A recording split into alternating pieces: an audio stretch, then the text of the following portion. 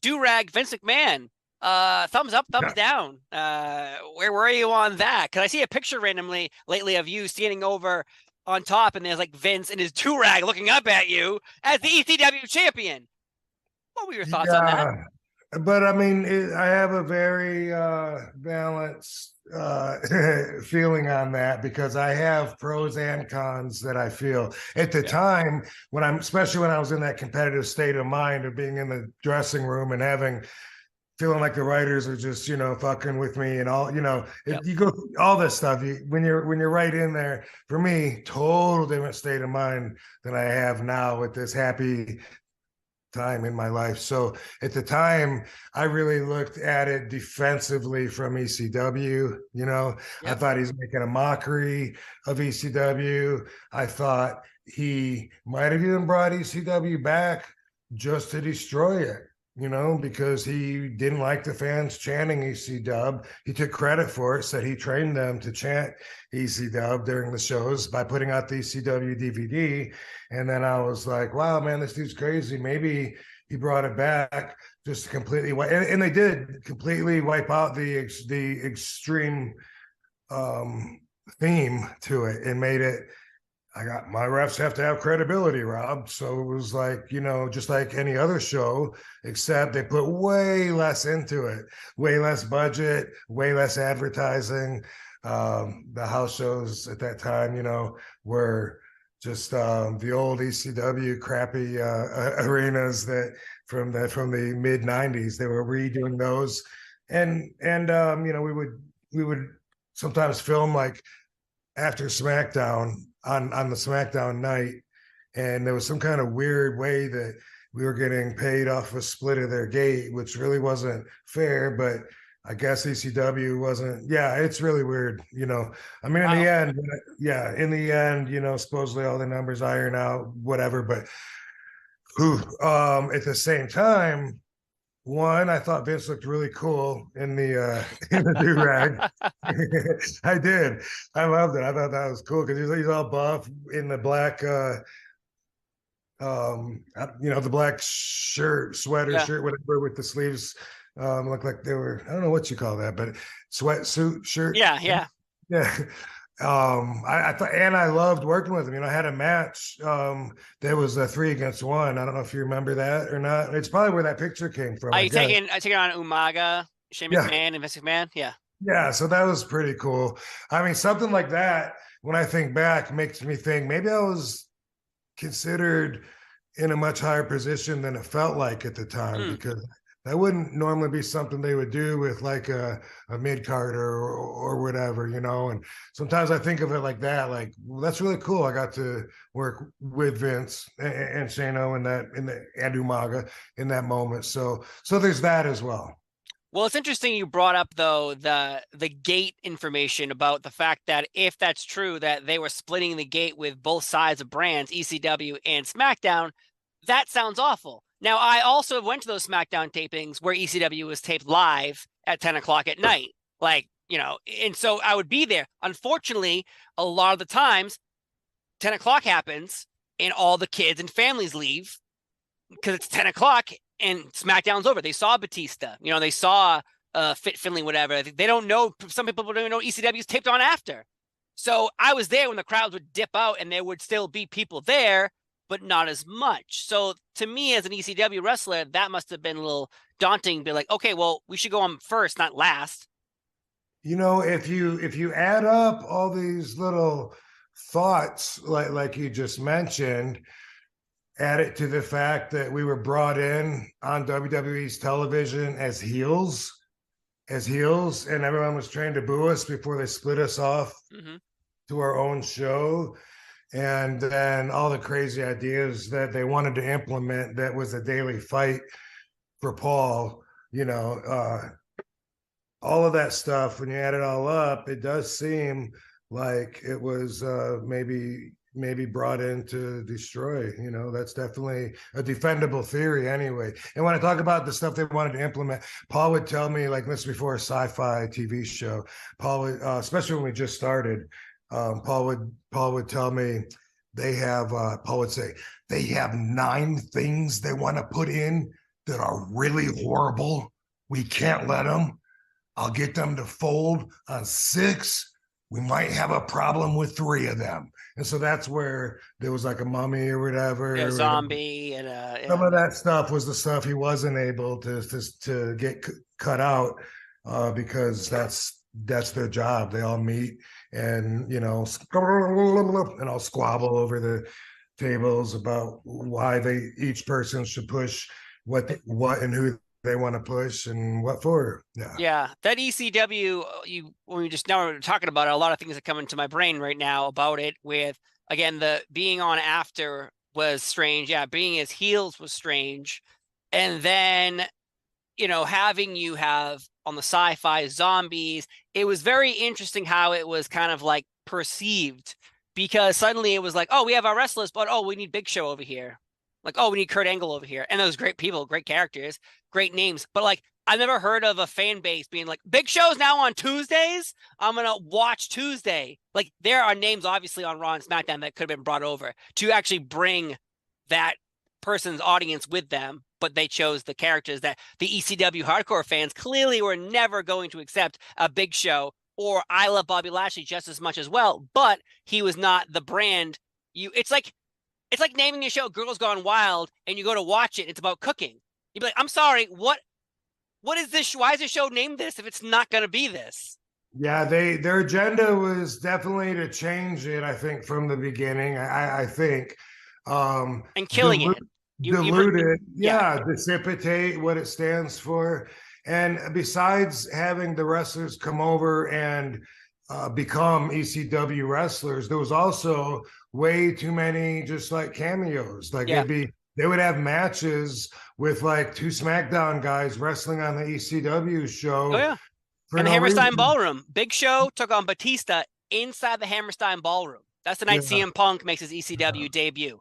Everyone goes crazy for CM Punk. They boo Batista and Big Show out of the building for exactly what you were saying. I'm sorry to interrupt you, but like that, when you brought it up, that is one of those, I'm sorry, what's going on? And then more about killing things. We've heard stories over the years of Vince just buying things just to like screw with them. Oh, I'm going to bring in this person and make him wear polka dots. And I'm going to call $1 Million Man's servant Virgil, because that's Dusty Rhodes' real name, because we're in a battle right now. Like, these things aren't fake. It just seems that like when you start talking about conspiracies, people think you're crazy. But like when you bring up all these facts over all the years, they're not coincidences. These things are on purpose. Killing ECW, killing that name, killing the chance. I feel like you are actually onto something. Yeah. And even so, though, seeing the bigger picture like I do now, I'm glad that Vince brought it back and that I got to show some ECW on WWE's stage, where a lot more people got to see our style, because it was cool for a while. Before I got busted, I had some great matches with Bob Holly and Sabu, even Big Show. We had a lot of great matches, and Test. Yeah. And then I was suspended when it was really going downhill, and I couldn't be around to fight for it, because I would always be in Vince's ear trying to give him my thoughts before that. And then while I was suspended, I was seeing that I didn't understand why they were polluting the talent pool by having SmackDown guys that were going to remain SmackDown guys just on the show. It didn't make sense to me. I think Matt Hardy was one of them. I think he was on the show, but I don't think he was ECW. And I might be wrong about him, but it seemed like him and Kane had a match, and I was like, what? Like, I don't like, that's going to confuse everybody so much. And they're already not going to understand what ECW is because of all these changes you're making. And then once Vince decided to add rules to every match except for one match a night, that's what he's going to do. One night, one match is going to be Extreme Rules. All the other ones, we're going to just be SmackDown, I'm not even sure people know that NXT actually was the precursor to ECW. One night Vince just walked out and said, ECW is done, and then next week something new will happen. And then NXT made its debut, same place, same time, just called NXT. Like, I don't think people even know that like ECW was swallowed up by NXT, and that's the history of beginning of NXT, which I could talk to you about ECW forever. Was the internet found out you were supposed to be Mr. McMahon's son, and so when the internet finds out, and Vince McMahon finds out the internet knows, he changes things because he doesn't want anyone to know the surprise, because they were building up this for months and months and months. Well, it turns out to be Hornswoggle. Mhm. So originally, was the internet right about you? Supposed to be Mr. McMahon's son? Yes, the internet was right and they were wrong, because the only reason that I didn't end up becoming the son was I got suspended Oh. literally the like 5 days before they were going to do the reveal in Green Bay, because the reveal ended up happening in Green Bay and I got suspended. I was part of that, like, signature pharmacies. There was like 9 or 10 of us that got busted for getting performance enhancing supplements off an internet website, which kind of wasn't how that all went down. But I remember that particular instance. I came home, right? They had already told me this a few months before. Stephanie had come up to me and said, "Hey, we're going to do this thing. I want Vince to tell you, though. Like, Vince thinks this is going to be good. He's excited about it." So I went in and he pitched me the whole idea. We're going to have this big investigation, and you're going to be my son. You're going to, and so I remember we did all these, like, they were doing this big investigation for weeks, and I had a little interaction with Vince one time, and I said something, and then I turned and I walked away, and I did the Vince walk, just little stuff like that. So they were going to reveal it was me, and then so, like, I remember we taped SmackDown. I flew home on a Wednesday. It was on a Wednesday. I flew home. I basically got into my door, and I got a call from Johnny's secretary in the office. "Hey, they need you to come to you need to go to the airport because you need to come to Stamford. Vince wants to talk to you." And I was like, "All right, here we fucking go." Yeah. Go back to the airport. They had my that's okay. I thought someone tripped. I was like, did they trip or are they ducking? She's trying to duck. What was that? I don't know. It was something. Yeah. I don't know. Someone trying to attack you. And so yeah, here we go. I go to the airport, fly back to Stamford. Car comes and picks me up, takes me to Titan Towers, and I get there, and there's like 8 other guys in the office. So, what are you guys doing here? And we don't know. I don't think it's good though. And I was like, oh. So then I remember Edge was the first guy to go in. He went in, and we were all like, let us know when you come back out what it is. And he came out, and he goes, "I can't say anything. It's not good." And he fucking turned and walked out. And then I think I was third to go in, and yeah, they just laid it out like, "Here, we instituted this wellness policy on such and such a date, and it says the year that you received this, and some growth hormone and stuff like that." And I was like, "It says in our policy that you're not allowed to order this stuff off the internet." And I was like, "I didn't order it off the internet. I saw a doctor." Well, the doctor ended up ordering it off the internet.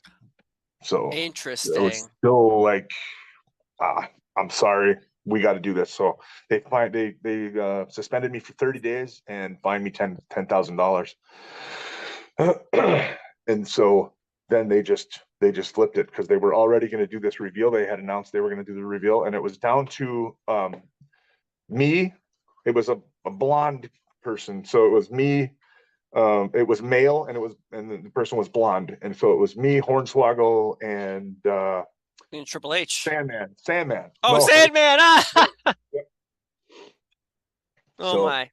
Yep. So if the doctor didn't order the prescription drugs that you got legally from the internet, everything would have been fine. Yeah, I think so. So for instance, I don't need names, but I know some people involved with that. Some of the names, but we don't have to bring them here in this conversation. The people that also were there that day, did you eventually talk to them, and did you all go through the same doctor, Or is this a scenario of no matter Yep. what, if the internet is involved, this is our policy? No, it was we were going to the same doctor. It was like, Okay. they instituted the wellness policy, and like, to be honest, like, to go from taking stuff for several years to you're not allowed to take this anymore, it was really hard. Emotionally, I think like low testosterone is more detrimental to one's health than having high testosterone in most cases. But so basically, it was suggested by a bunch of people, like, hey, there's these wellness clinics you can go to, and you can actually they'll test you, and they'll tell you if you have a deficiency, and they will prescribe you some stuff for that deficiency. I wasn't taking it to like get big and jacked up. Look at me at the time, like I've never been the steroid guy, like, Yeah. But but yeah, it was taken for that. But again, that doctor was ordering things, he was doing it incorrectly. So, Because I remember at the time, the Benoit thing had happened. Eddie had just died.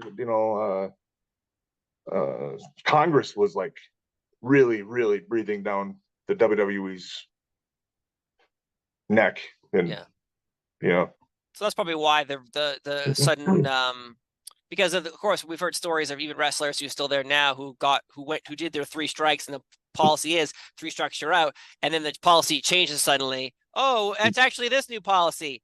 Is this because of the main star that has failed 3 times? So you've changed your policy, or you're changing your policy because you feel like it's the right thing to do for the entire company? That's what it turns into, this weird scenario of, like you said, you weren't even a big guy then. I remember there was a larger wrestler. He wasn't muscular, but he was a big guy, and he was also involved with the situation you're talking about. And you're like, this, and again on the internet, so you're like, this guy, why would he take steroids? Like he's like a fatter man. Like, why would he need to take this? So it's very odd that it was the internet that got everyone in trouble versus getting prescribed medicines for yourself. It was TRT, man. It was testosterone replacement therapy. That's so weird. That's so weird that the internet is the reason. But maybe the Chris Benoit situation also was like, we cannot have any loose ends no matter what, no matter who. We have to make sure that we don't get caught in this mess again, because that was a situation they couldn't escape. It wasn't like, oh, we'll ignore the wrestling dirt sheets. This wasn't wrestling dirt sheets. This was CNN. This was Fox. This was everybody talking about this awful situation involving Benoit and his family. So probably they're just like, we have to make sure that we don't get caught in this situation again, no matter what. Exactly. And it was news for, it felt like a month and a half, maybe, where it was like, it wasn't just, usually when something big happens, it's in the news for a couple nights. They'll talk about it, and then they're on to the next thing. This was like week after week after week. It was the focus of all these different news programs, so. Well, I think it feels like wrestling is always a target, and so when they find a bullseye, no matter who it is, they go for it, and it's always, I feel like that's always the case no matter what happens in wrestling. It seems to be the bullseye. But like you brought up Chris Benoit being a news story. I've watched wrestling since 1992. I know plenty of people who do not watch wrestling, and guess what? That situation, everyone, oh, did you hear about this? Yeah, of course I heard about it. But like, that's the thing. Everyone who doesn't even watch wrestling is hearing about this, and immediately is like, oh my God, did you hear about this the story, the situation? And you're like, yeah, but like, I don't know. I'm not these people. I don't know what the situations of, the circumstances behind their closed doors. Nobody knows, and anyone who even wants to speculate can speculate all they want, but nobody knows.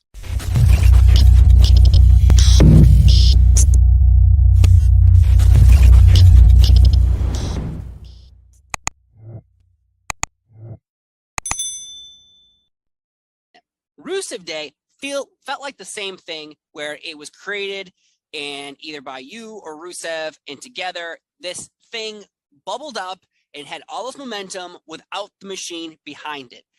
Do you think that helped you or hurt you? Because it seems that when people come up with ideas on their own, they're like, well, we didn't come up with that idea, so we're not going to get behind it. Right. So I think there's a little bit, there's some truth to it, but there's also a lot of misnomer about that idea. With Zach and, with Matt, he knows obviously more about the backstage politics of what went on with his particular run. Maybe that was more of a case there. it's always a good idea. I've been told this about business in general. Like, if you've got something you want to do, if you can make it your boss's idea, like if you could talk them into thinking like they came up with it, it's always better, because if you're in charge, you want to think you're the genius running everything, right? So like, that's just, if you're able to do that, folks, if you have that wit about you, I highly recommend it. It just makes things smoother. That said, I don't feel like it was a case of like them spiting us. I think people have that, I think, is a misnomer, a wrong idea of like, there's something popular that they didn't intend and they go, oh, we're going to stomp this out. No, because that's bad business. Right. If something's popular, like if they truly felt that way, they would have just split us up. They would have just squashed it and Rusev would have gone and done something else. They kept booking us. They kept putting us on shows. They kept giving us, promo time. Sure. So like they acknowledge that there is something there. They're not going to ignore it. Where the issue came in, and I stand by this, is that one of the things with Vince is I think he views you in one way, and it's very hard to change that view, especially if he likes you as XYZ. And then also if he doesn't, but especially if it, and I think he liked Rusev a lot as the Bulgarian brute, the big brooding foreign bad guy who beats people up, doesn't talk a whole lot and everything like that. And so I think that's where our conflict kind of came with how the booking went, or whatever you want to call it. Because again, they acknowledged they made merch for Rusev Day. They did all that. They put us on these shows. They gave us these chances to be on TV a lot, but never really pulled the trigger or anything. Because man, there were so many matches in where Rusev would go out there and kind of like do the old babyface push, babyface comeback, and where he'd get back and kind of get yelled at, like, you're not a babyface, you're a heel. We kept trying to force it, which maybe we shouldn't have done. But yeah, I mean, the Vince McMahon, I think, just always saw him that way. And so like his way of, we're going to put you out there, but like, you be a heel, you're a heel, you're a heel. And it just kept going against the grain. And to a point where a lot of people didn't get it. Again, New Day, we were kind of working with them and like the Usos a lot. And they were like, why? Like, they turn you guys, like, you guys, we'll work with you. Let's have them turn you guys. We can do this whole thing. But the boss just never saw it for him. And so kind of just wrote it until they forced the wheels to fall off. And because the boss, I'm telling you, he did not see the babyface aspect. He didn't get it. Huh. It's interesting because eventually Rusev would turn babyface and have that Bobby Lashley Lana storyline too. So, and I guess with you as well, the whole storyline when you guys broke up, where I guess you were the heel and technically Rusev and Lana were the baby faces. So it eventually did happen, but in the design they had versus, and I'm not saying they did that on purpose or whatever, but obviously you're right. It's hard to change perception of what people think of you, especially when you've been doing one thing for so long. They obviously want you to be that because they designed it that way. I have seen a Rusev interview where there was a couple of events where like all the Rusev Day merchandise sold out at these events, and he went up to like Triple H and Vince was like, "Oh, did you see this? I'm so excited!" And they were like, "Yeah, well, we only had one box of your stuff, so that's why it sold out." It was something along the lines of, he was having a meeting with Vince, I think, about like, hey, we should do something with this, and maybe we could be babyface, and maybe this act could be a babyface act. And he tried to tell that he was the number one merch seller on .com. Yes, he was selling more merch than AJ Styles at the time. For maybe it was 2 weeks, maybe it was a month, I don't know. But there was a point where the Rusev Day shirt was the number one selling shirt, and Vince hit him back with well, maybe we just didn't have a lot of shirts. And it's like, that was also shortly after the thing where everyone was chanting Rusev Day, and we trying to point out to him that, look, people like us, people like this act, people like, they're very into it. And Vince legitimately thought, they're just making fun of you. Like, the audience is just mocking you with the Rusev Day chants. You're a heel, right? You're a bad guy. They're clearly, it's like Kurt Angle and the "You Suck." They're just mocking you by doing your little chant. And it was like, what? Right. Okay. So that's the kind of mentality we were butting up against. Of course. And obviously it's very hard to tell your manager they're wrong and you're right. Especially when your manager is the billionaire CEO. It's not just your manager. It's Right, the right, billionaire right. CEO of the company.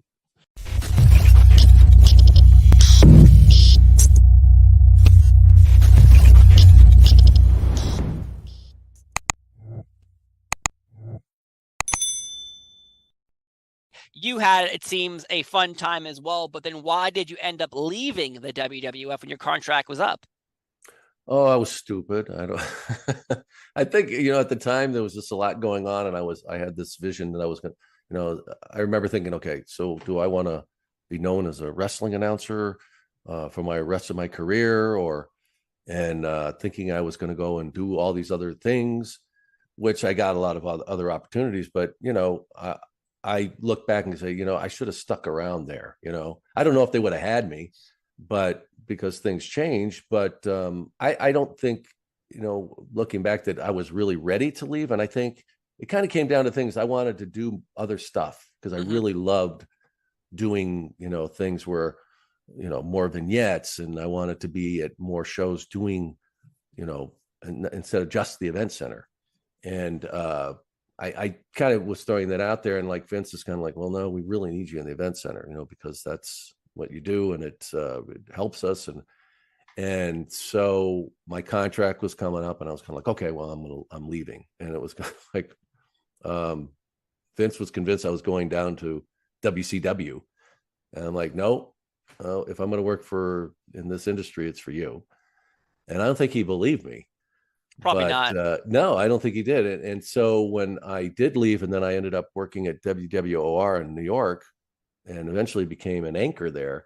I remember the first night I was on the air, the next day he sent me a cable, a telegram, and it's congratulating me, because I think, first of all, it's just kind of like, oh, I believe you that you didn't go down. Well, me and Gene and Bobby went there. That's probably why. Yeah. But I think the other thing was that, and I think kind of you mentioned it at the top when we started talking about that legitimacy. He always wants that legitimacy, that this is real. Yeah. And for me to make that transition from being, the wrestling announcer guy to being the news guy, meant a lot to him, to see that, yeah, we're legit, these people, can go on and do other things as well. So, although I remember Phil Mushnick, who was a sports writer, never ever let me, whenever they would write about me in the paper, it was always former wrestling announcer. He was always trying to, because he hated Vince. Yeah, that guy. You remember that? Oh yeah, endless and articles. So like, what's Salzburg used to do stuff. He was the sports guy at the time at the station. Whenever he would do something, once in a while he'd do something on wrestling, and he would write the next day that, well, obviously Sean Mooney still has influence in the, I'm like, I have nothing to do with that. Like, what? Not that I had anything to it. And that was another thing. They always used to say he's ashamed of his announcing career, because, well, the station put out, stuff that I was taking, but they said I worked for Titan Sports or something. Yeah. But I was never, anybody ever asked me, I was like, no, I'm very proud of that. Look at what I did. Look what I did. I went from there, and I'm doing this, whatever. So, and I think like Bobby even put it in his book one time. And I always wanted to ask, like, why, like, I was ashamed of, that I went on and I wouldn't tell anybody that I worked for. That was a total not true. Like, other people that I went to work for didn't maybe necessarily want to put that out there, but it wasn't me. And like, anybody asked me, I would, and another thing is I never, ever, there was a lot of times after that people wanted me to trash Vince, because that was when all that stuff was going on. I'm like, why would I do that? This guy gave me a career and was always good to me. We, it was love, hate a lot of times. He did, we certainly had our moments, but overall, I loved him. I loved the fact that why me, that he gave me a chance. And like I said, I was awful. And I remember one time, it was early on, and we were at one of the arenas, and I had to do a promo about a cage match. They put me down there, and it was pretty much, he said, say this, and this, like when Vince told you that, you're like, this was early, and I'm in the ring, and I couldn't get that thing. And Vince all of a sudden, and the director at times says, hold up, Vince is coming down. I'm like, oh, like, really? I was like, oh crap, he's going to tell me to go get my bag or something. And he came down and he said, hey, we got this, pal. Just do this, and whatever. And then, you had that at the great part at the end, and I like nailed it. And I never forgot that. Like Vince is, I don't have to tell you, but Vince is incredibly intimidating. And to think that he was like marching down the ring, down to the ring, and I see him coming down, and I'm like, oh, what the? I had no idea what was going to happen. And he helped me. And from that point on, I've nailed stuff. It just gave me that confidence that he still believed in me in that, and that was early on after that. And you look at those interviews, and we had, one shot. And I tried to think back, were there times if I ever like really screwed up something, and I can't. I honestly, it probably happened, but I don't remember it because, you had to. It was like one of those things, you had to nail this. Yep. You'd have 4 or 5 of these guys in there, and you got to make sure you get everybody what they're supposed to say and whatever. And a lot of them were live, so it was a great training ground, and Vince was always good to me.